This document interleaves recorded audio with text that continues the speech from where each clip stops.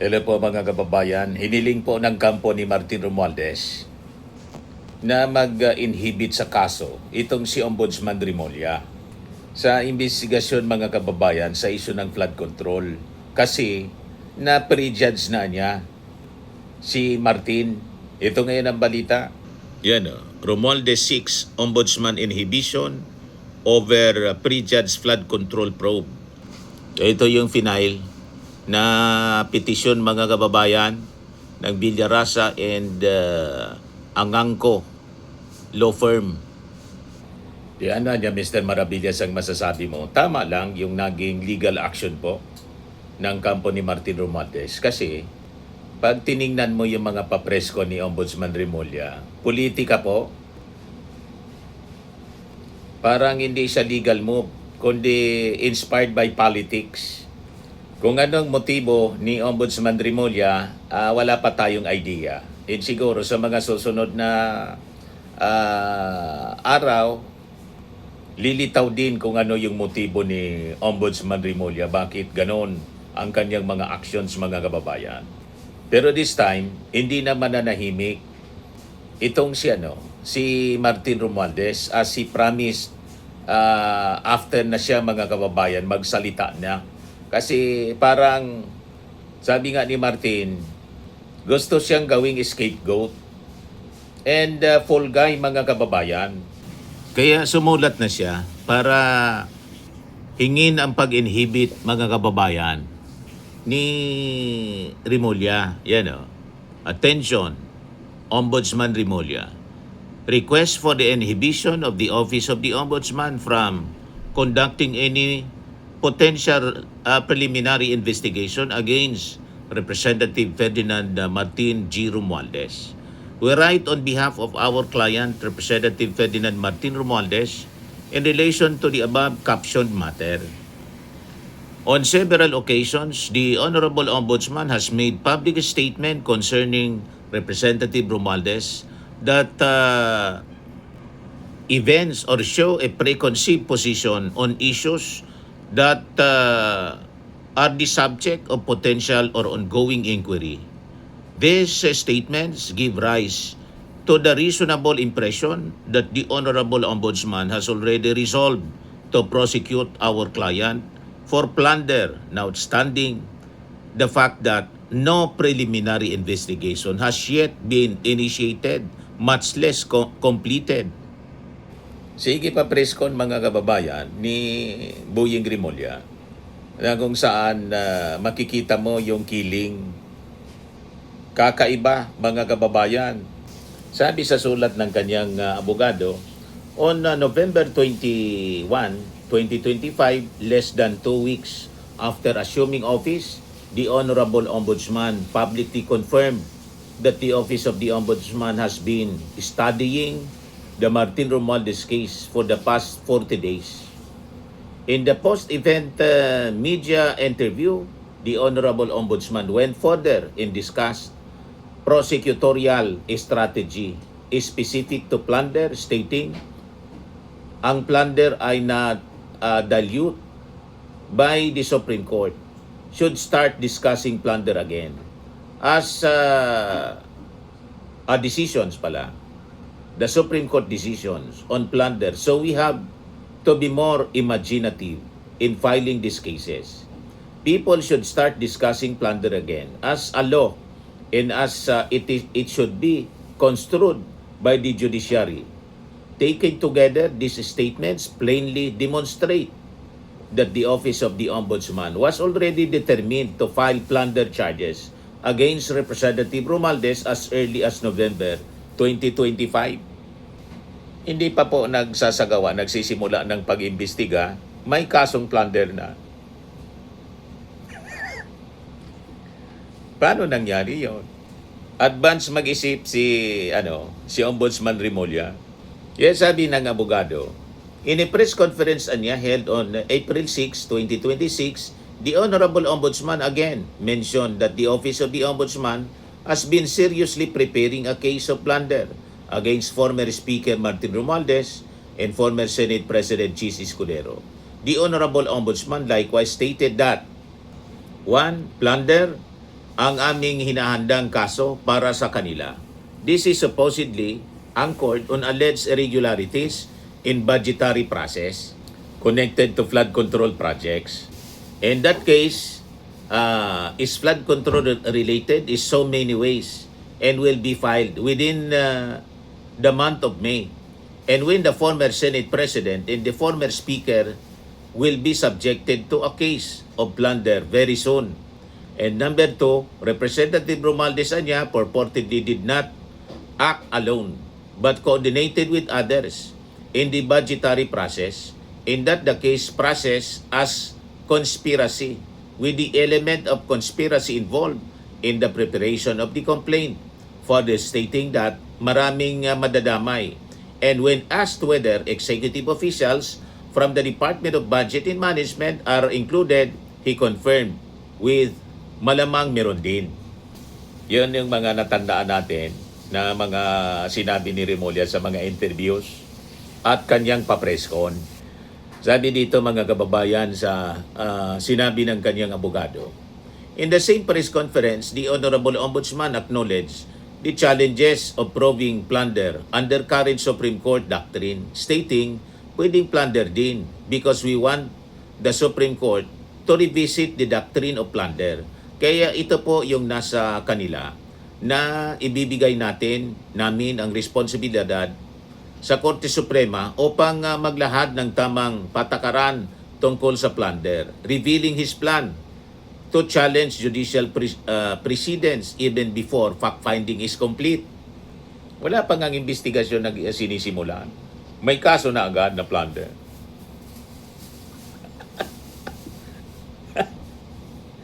Diba? Di ba dapat imbestigahan muna?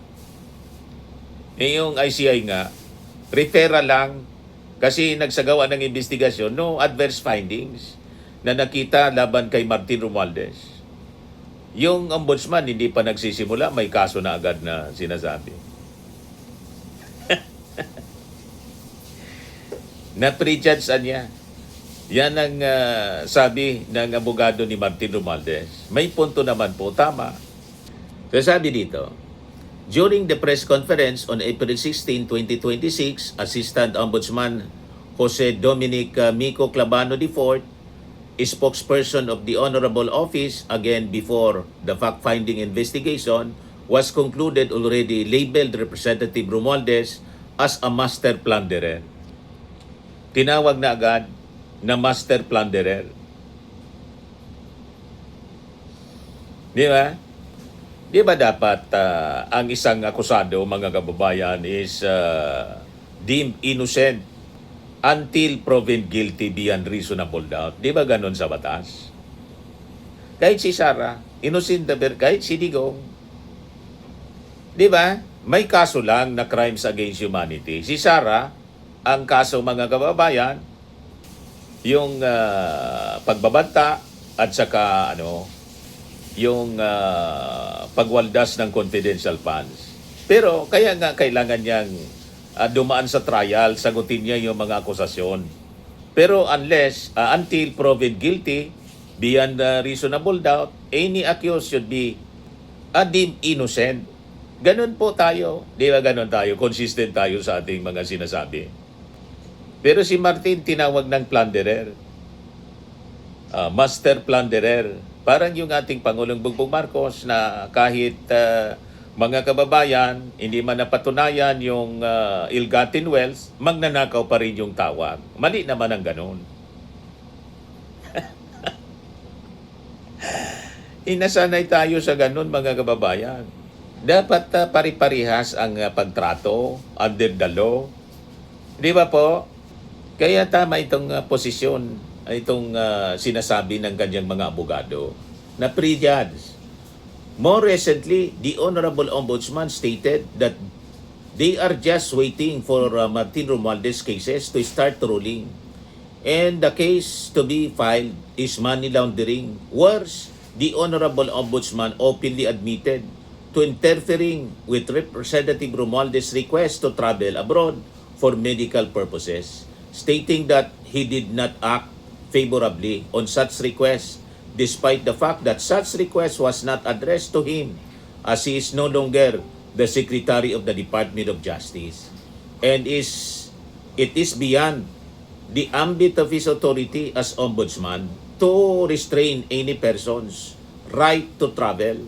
The Honorable Ombudsman even said baka hindi na bumalik, insinuating without basis that Representative Romualdez is a flight risk. Flight risk si Martin Romualdez, hindi na sana nagpaalam. Di ba? Tulad sana yung ginawa ni Martin kay tawag dito, kay Atong Ang, nawala na lang, at saka si Harry Roque, biglang nag-backdoor. Pero si Martin, nag-seek siya ng clearance ng travel authority sa Office of the Speaker kay Bojidi at pinayagan siya. Hinarang po. Pero yung mga may kaso na, si Jinggoy, si Bunuan po, libreng nakapag-travel. Si Sarah, inapprove yung world tour. Kaya lang hindi niya tinuloy. Kasi daw, very late na yung approval ng Office of the President. So may tawag dito, hindi patas yung pagtrato. Hindi maganda yung ganon, mga kababayan. Dapat pantay-pantay yung pagtrato. Kaya sabi ng kanyang abogado, such statements niya are unequivocal. The Honorable Office has already determined that our client is guilty of plunder even before any case has been filed. And while it is still performing investigatory duties, iniimbestigahan pa lang, mga kababayan, they unmistakably demonstrate prejudgment and in the minds of reasonable observers, render Representative Romualdez participation in the flood control anomalies a foregone conclusion. Hence, to ensure that our clients' right to due process is adequately protected, we are constrained to respectfully request that the Honorable Office inhibit itself from conducting the preliminary investigation of any complaint that may be filed against Representative Romualdez. The Office of the Ombudsman is a vital institution in upholding accountability in government. Its credibility rests not only on actual impartiality, but also on public perception of fairness and neutrality in the conduct of its investigations. In the case of Ladlad versus Velasco, the Supreme Court emphasized that we cannot emphasize too strongly that prosecutors should not allow and should avoid giving the impression that their noble office is being used or prostituted, wittingly or unwittingly, for political ends or other purposes alien to or subversive of the basic and fundamental objective of serving the interests of justice even-handedly without fear or favor to any and all litigants alike, whether rich or poor, weak or strong, powerless or mighty, only by strict adherence to the established procedure may public perception of the impartiality of the prosecutor be enhanced. Yan ang sinabi ng Supreme Court. Dito na tayo sa last part ng sulat ng kanyang abogado.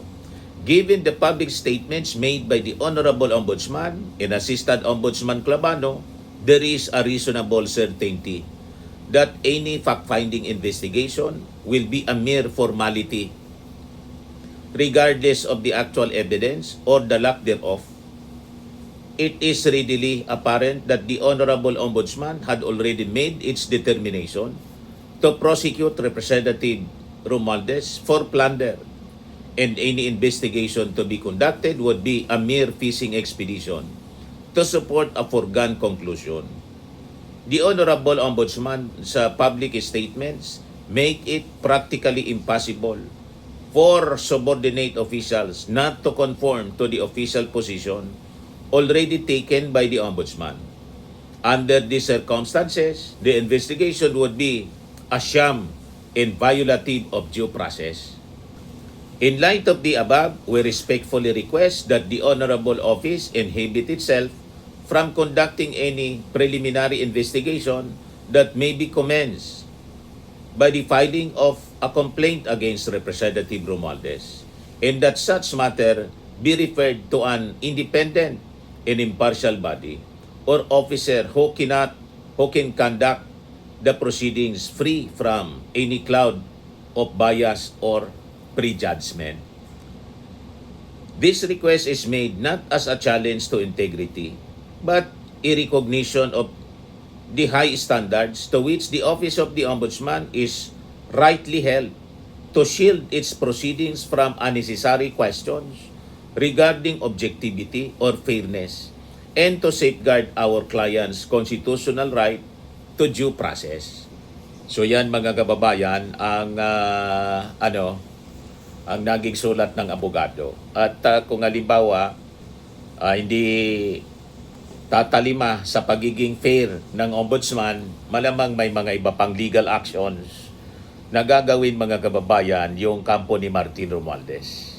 And remember, ang ombudsman pwede din na ma-impeach. Impeachable official din yan. Yeah, lahat po ay may check and balances po. Sa bawat posisyon sa gobyerno, may checks and balances. Sa demokrasya ganun eh. Hindi pwede yung abuse. Na alala ninyo yon mga kababayan? Si dating Ombudsman Merceditas Gutierrez na impeach. Parte siya, although iba man yung reason nun. At yung power to impeach mga kababayan, nandyan sa Congress din. Tulad ng ini-initiate na impeachment ngayon laban sa Vice Presidente. So parte yan sa checks and balances mga kababayan para ma-prevent yung abuse of power. Ayan man lang po mga kababayan. So abangan na lang natin kung ano yung mga susunod na kabanata nito. Ako po si Dante Maravillas. Bye-bye po. God bless.